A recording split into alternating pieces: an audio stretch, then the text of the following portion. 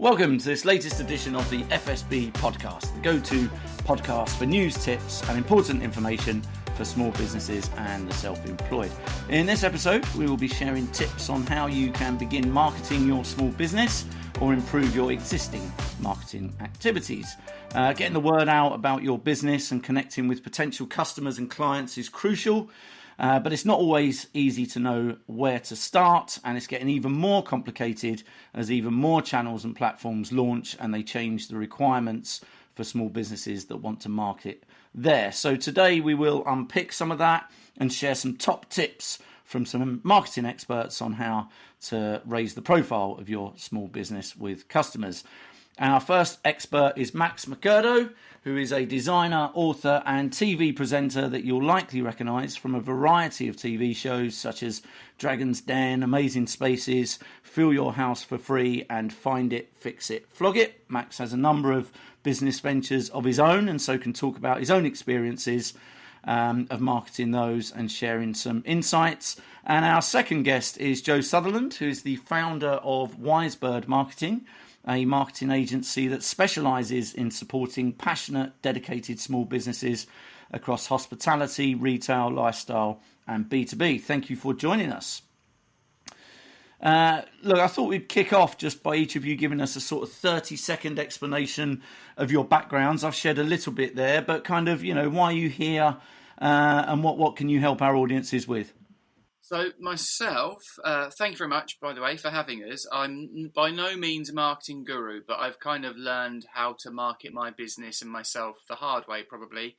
So I run a very small business, which is basically me, myself and I design and make things out of rubbish. So the first item was a chair made out of a shopping trolley, designed it, made it in my mum's back garden, and then thought, yay, I'm going to be worth millions of pounds because this is brilliant. And then realised, I need to sell it, don't I? And to sell it, I need people to know about it. And for people to know about it, I need to market it. And that's where my life in marketing began. I'm still rubbish at marketing, by the way, and I pride myself on being rubbish. But I'd like to think I'm authentic. And for me and my business, it's less about selling products and probably more about selling a lifestyle, a way of life, and myself, weirdly, which is something I'm interested in asking Joe about, because marketing yourself without sounding arrogant is a really challenging thing. Good stuff. And Joe, you're kind of from the other side. You are a marketing specialist and guru. Hello, nice to be here, John. I think guru might be slightly over-egging it, but thank you very much. I spent years, a long time in content agencies. And what that means is kind of creating stuff. First it was print, magazines, brochures, working with brands to kind of connect with their customers, to sell more things, to get new customers, to make existing customers more loyal. Initially, that was very much print, then kind of digitally, usually with large retailers, so Sainsbury's, Tesco, M&S, and that's brutal marketing. It really is. It's trackable, and I really kind of cut my teeth. Then lastly, working with more B2B brands, which is slightly different. It's more targeted. You're talking to a much smaller audience. You have to connect in a different way.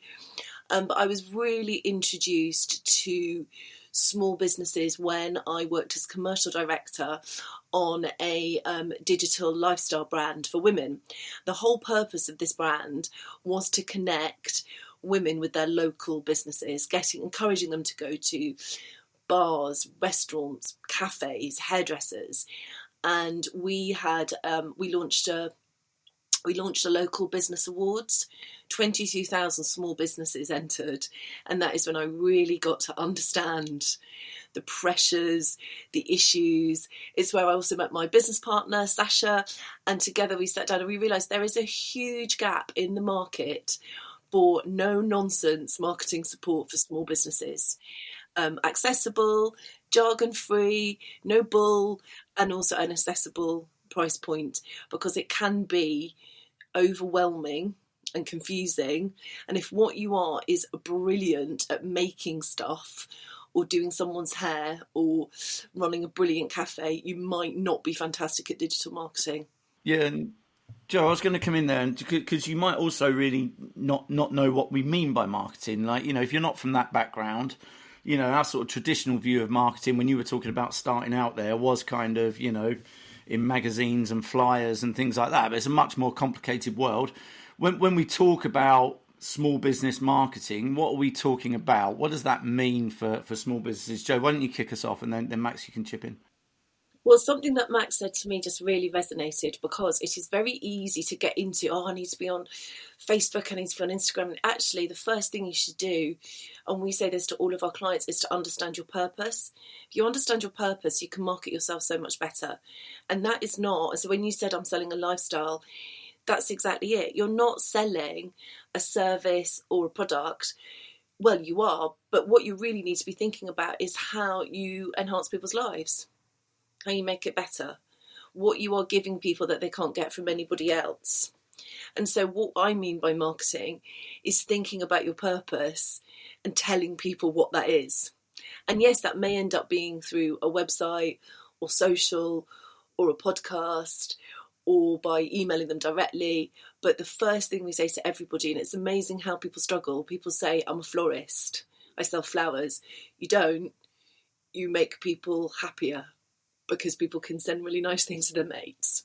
So that's the first thing, is marketing is communicating your purpose. Yeah, Max, what does it mean to you, marketing?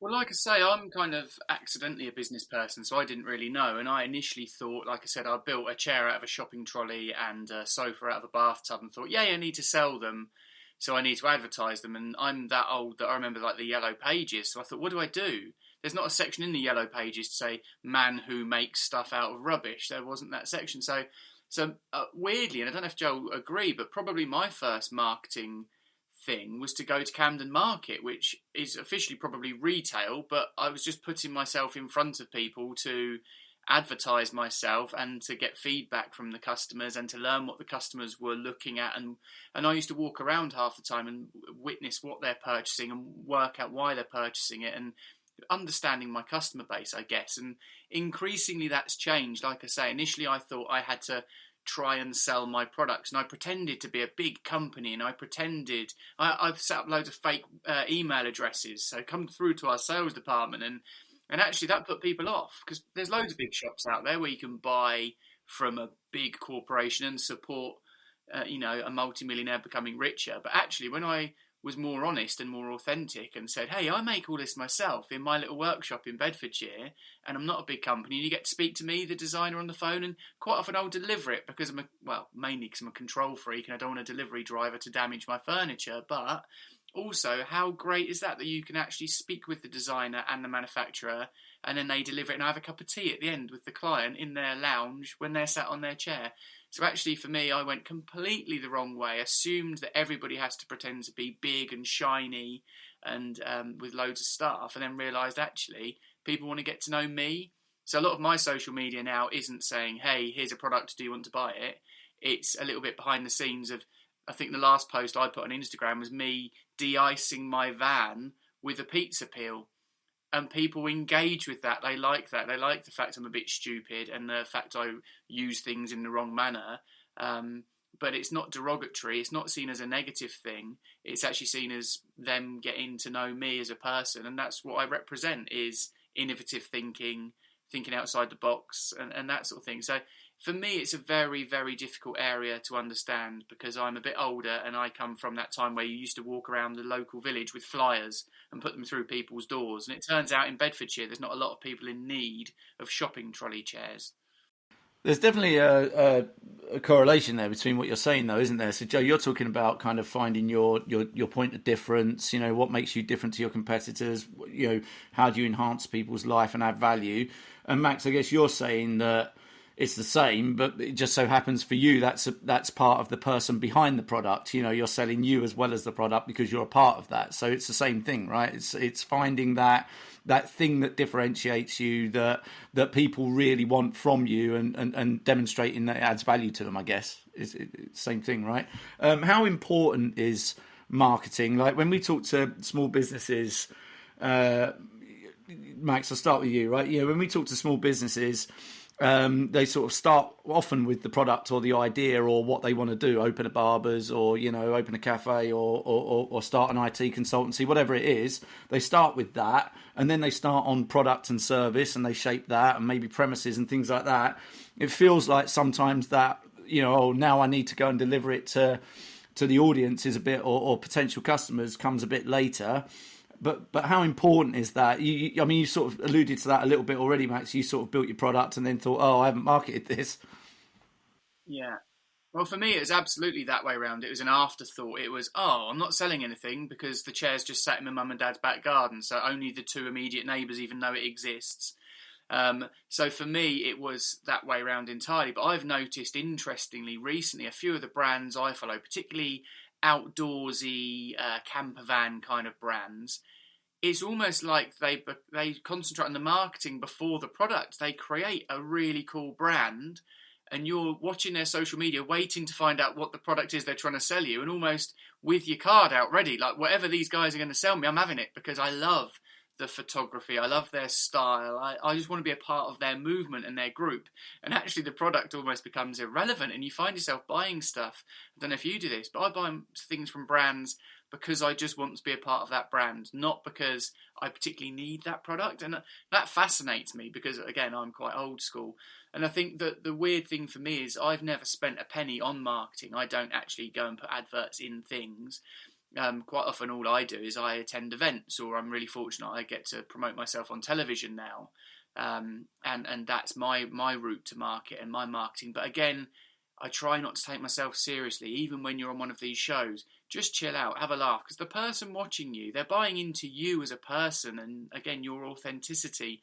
They don't want to come home from work, sit down and watch you be amazing and take life really seriously and get things perfect every time. So I've also learned that if I'm a bit silly and I electrocute myself trying to make a table that powers your phone from a foot pedal off an old sewing machine, for example, that doesn't weirdly come across badly to the viewer. My sales go up. People want to buy more from me because I've made a mistake. And you think, well, that's not what my marketing brain would tell me. You assume you've got to get everything right and be super professional, but actually people just like people. I say this, I talk in quite a few schools and universities and colleges now, and the last presentation I did, I asked all the students to rip up their certificates. Don't do this if you're listening. But I said, because they're pointless. People who have never parted with their money because I've got a certificate in product design. They've parted with their money because hopefully they like me, I'm polite, I engage with them, I show them respect, I'm an empath.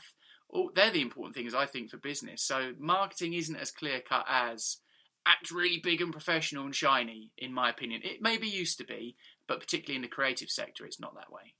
What do you think, Joe? How important is marketing? But also, can we start thinking about some of those different channels that are available now and talking about some of those? Because it feels like, Max just mentioned handing out flyers, and that was kind of, when I was a kid, that was how we did it too, right? But, now the world is massive and there are thousands of tech platforms. So how do we start thinking about those?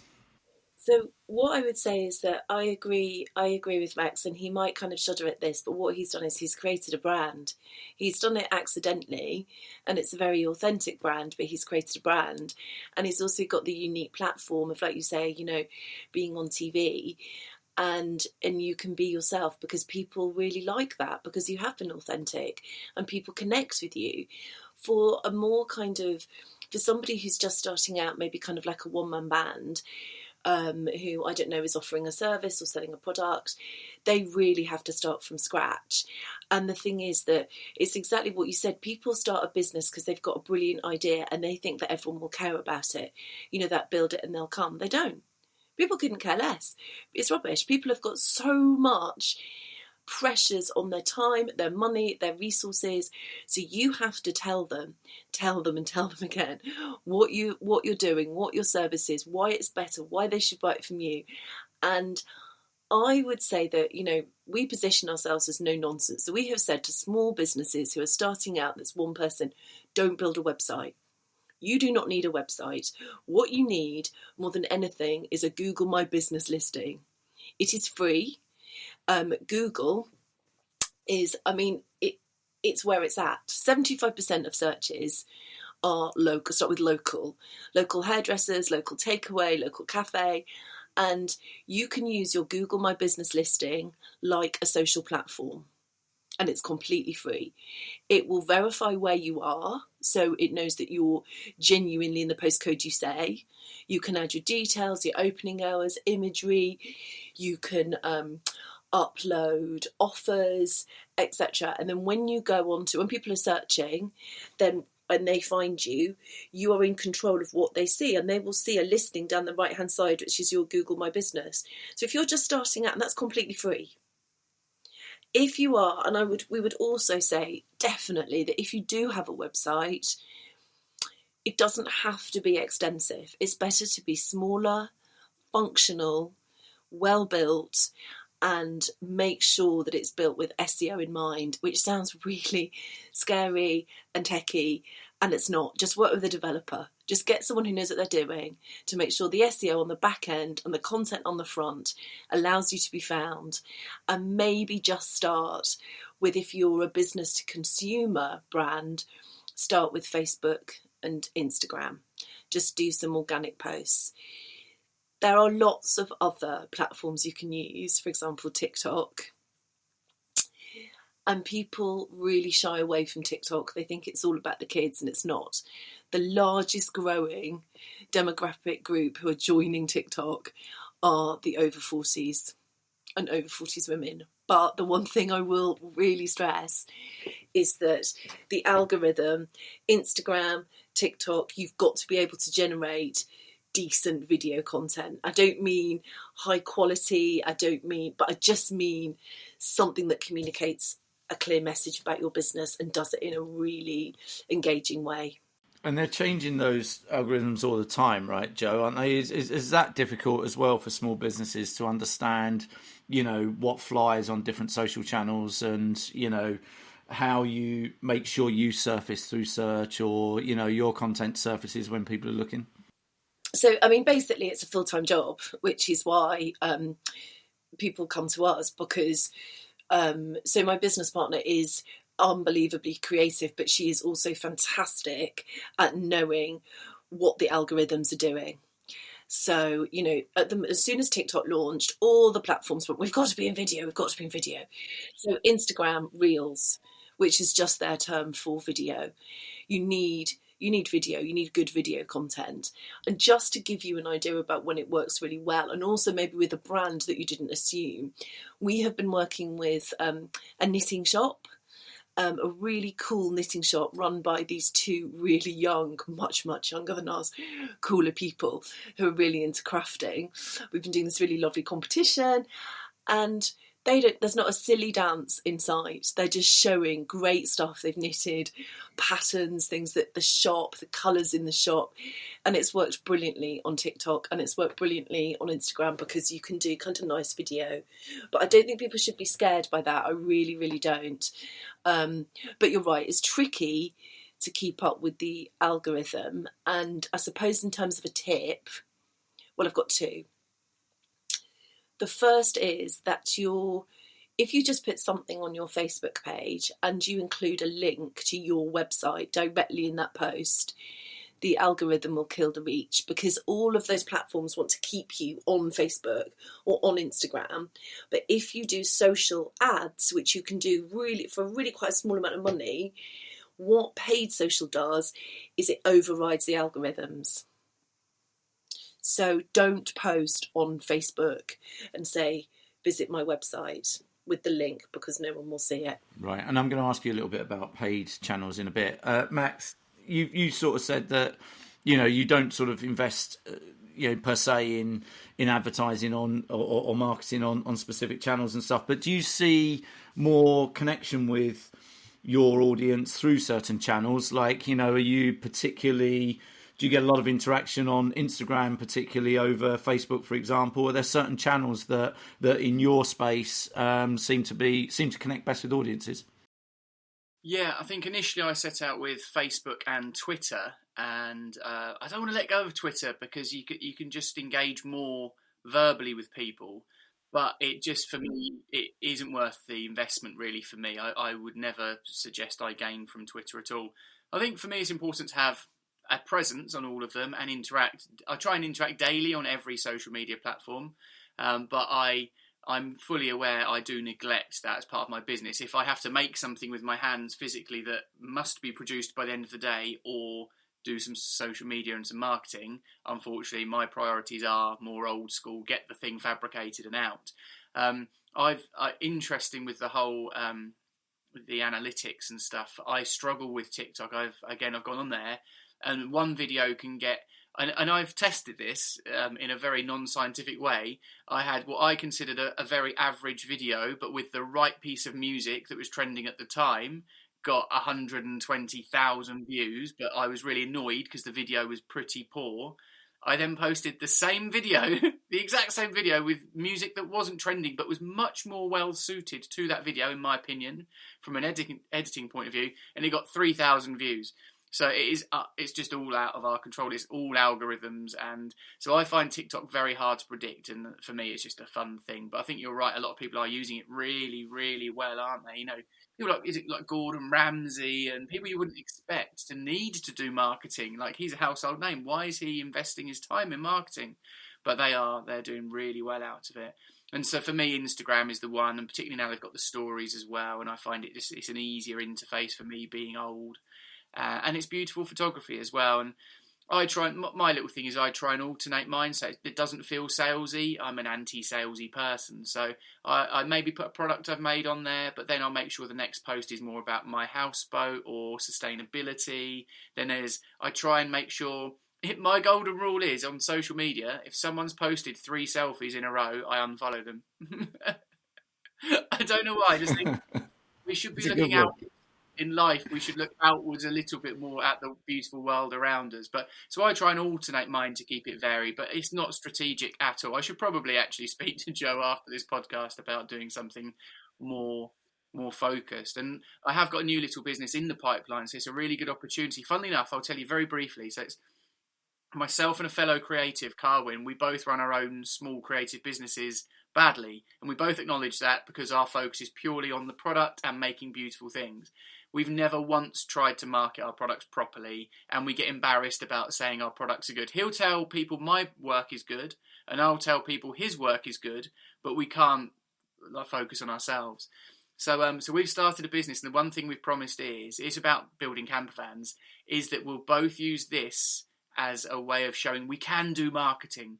Because it's not about us and our personal. The two of us coming together means we're saying the product is good, and therefore we don't feel arrogant and big-headed and all of those things that creative people are really nervous about sounding like. So yeah, we're using it as a bit of an experiment to see if we can both sort of grow up a little bit and be proactively positive about the products that we're creating. We won't. We'll shy away from it and go, oh, we just want to make things.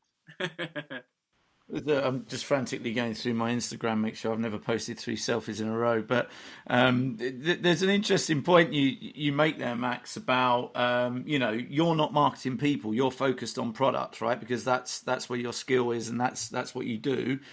And there is this sort of sense when we do these podcasts that sometimes, some areas of business, people automatically realise they should get expert help or outsource. So, IT, for example, lots of people think, well, I'm not an IT specialist. I'll get someone to look after that so I can focus on my small business. I'm sure Joe's going to tell me that you should definitely outsource your marketing to an agency like hers. But there is a point here, isn't there, that you can't do everything as a small business owner, and it's okay to get help and guidance and to outsource some things so you can focus on your core activity, right? We just always say to the people that we work with, you can't grow your business. You can't work on your business if you're working in your business. And, we've just found an accountant because we realised that we were literally we were terrible. We just didn't really understand the finances of small business, but we could market ourselves. I do just want to pick up on a couple of things that Max said, because I've had so many similar conversations. Well, the first thing is audience. Use the channel. I really understand your audience. When you're thinking about who your products are for, then think about the audience, have an impression of them in their mind. When you're writing your marketing, talk to them and think about where they are. Are they on Instagram because it's so visual? Are they on Facebook because it's about community and chatting and an interest? So we're working with a cycling clothing brand, so we have joined as the brand lots of Facebook groups, cycling Facebook groups, because it's all about community. If it's visual, it's Instagram. If you can create great video, then be on TikTok and do reels on Instagram. So think about your audience, think about where they are, make sure that the channel that you're on is talking to them directly. And Max, I've had so many conversations with people who say, I just can't say how good my product, I'm so uncomfortable. It's a very British thing. And I would say to them, well, first of all, you're not talking about you, you're talking about your business. And also you can talk about, you don't have to say this piece of furniture I created is amazing. Just talk about the time, the effort, the skill, what went into it. You don't have to say it's fantastic, because people will pick all of that up from knowing the lengths that you've gone to create it, the technique you've used to create it. If you just talk about that, people will get that it's really fantastic. And people who are starting out and want to have a very much a business to business profile, they might be on LinkedIn, for example, as a person. And I always suggest that they create a business profile on LinkedIn. So we have a coach who supports people that have issues with problem drinking. She has her own personal profile because she was a really big cheese in advertising.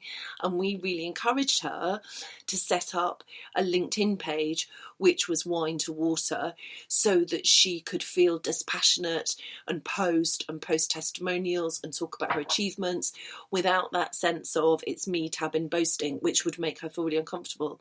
So there are ways around it. But you can definitely talk about the quality of what you do without being explicit. Just explain the techniques that you deploy to do it, and people will get it. Yeah, that's a nice thing, isn't it? It's that sort of difference between advertising and marketing, I guess. You know, back in the day, everyone used to just tell you their product was the best, right? You know, it was the Everest, wasn't it? Everest adverts would be the best or buy the best, right? But now we have to share why and the reasons and prove it and demonstrate it. And for you guys and for a lot of small businesses, I guess that's actually about the person behind it. It's about, you know, what you bring in terms of your different approach, your expertise, you know, your experiences of doing it before, right?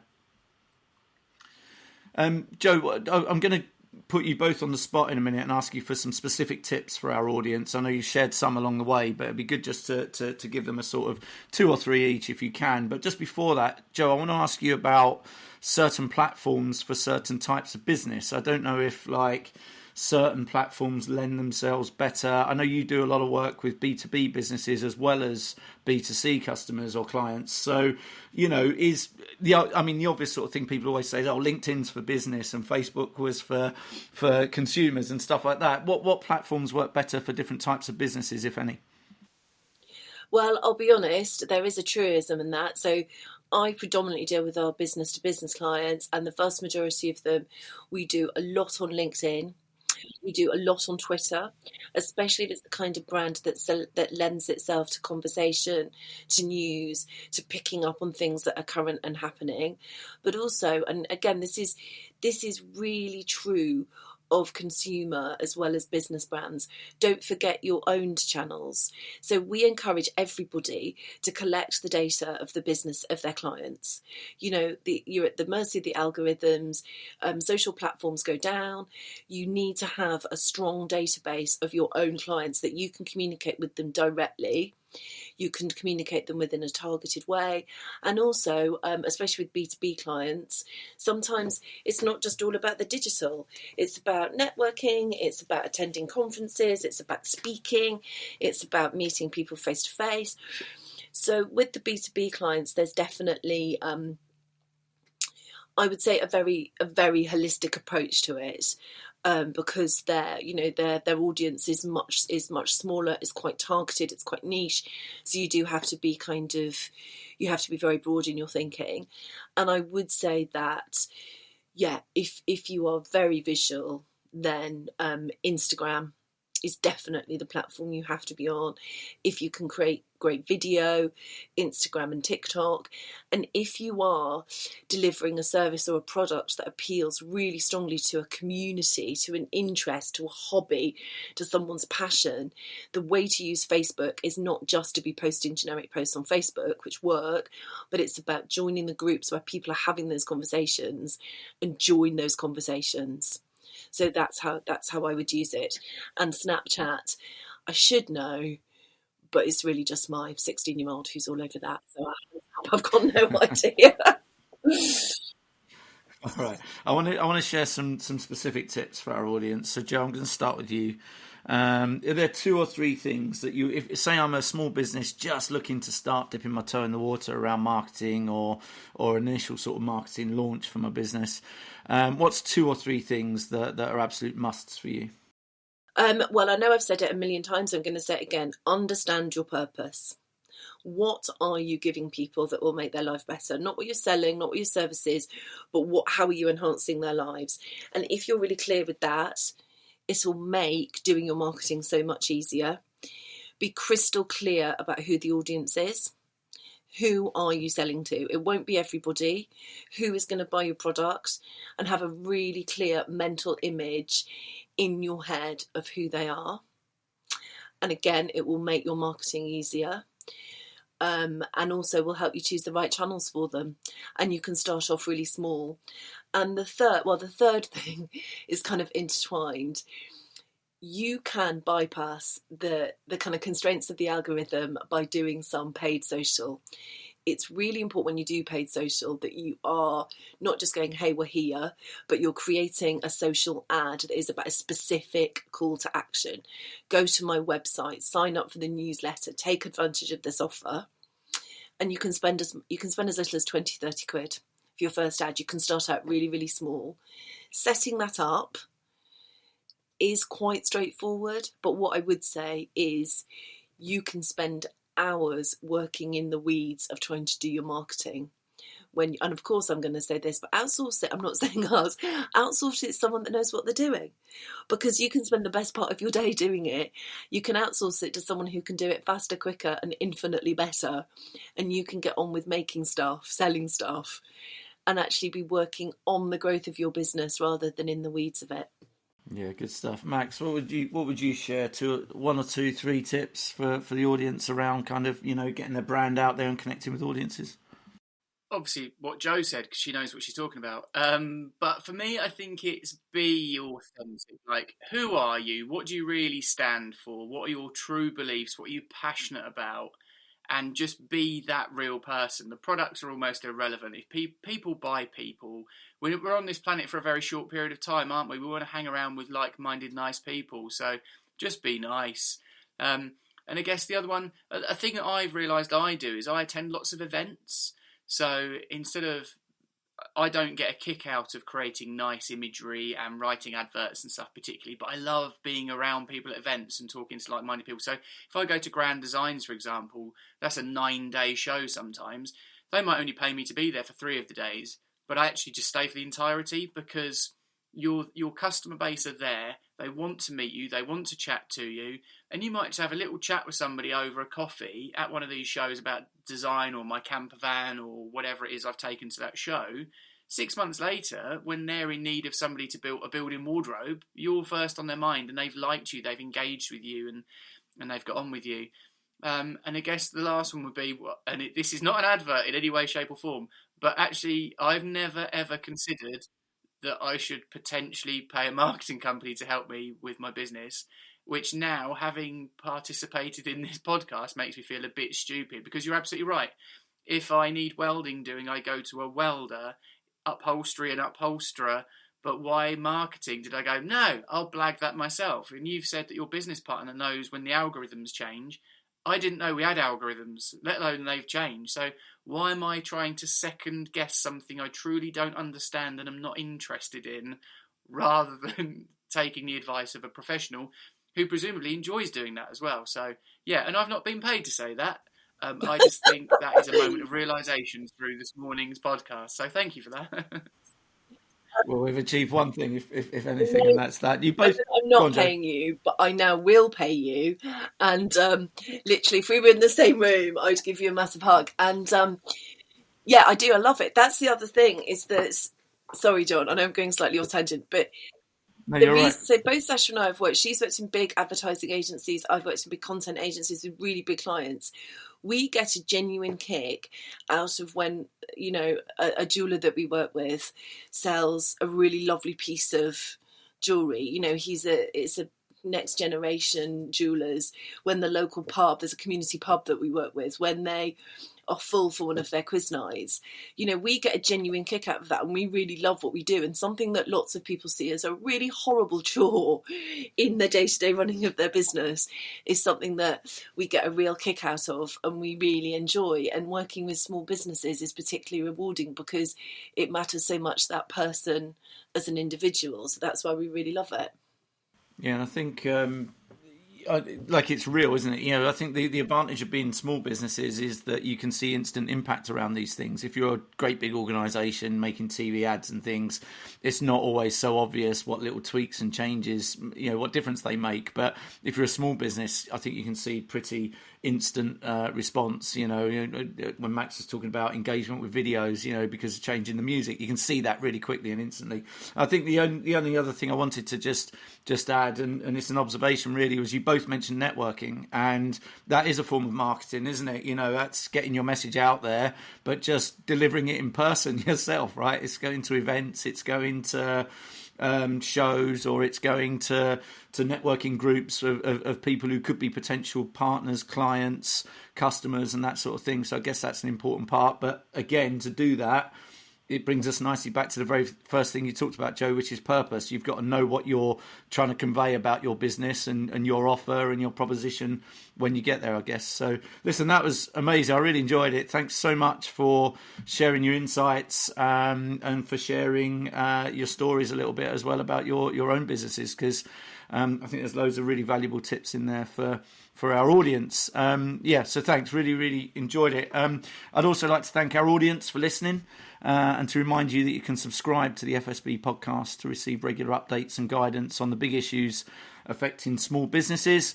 And please also remember that you can find a whole host of additional webinars, podcasts, and other content on the First Voice website, which is firstvoice.fsb.org.uk, and on the FSB website at fsb.org.uk. Joe, Max, thanks very much for joining. Really enjoyed it.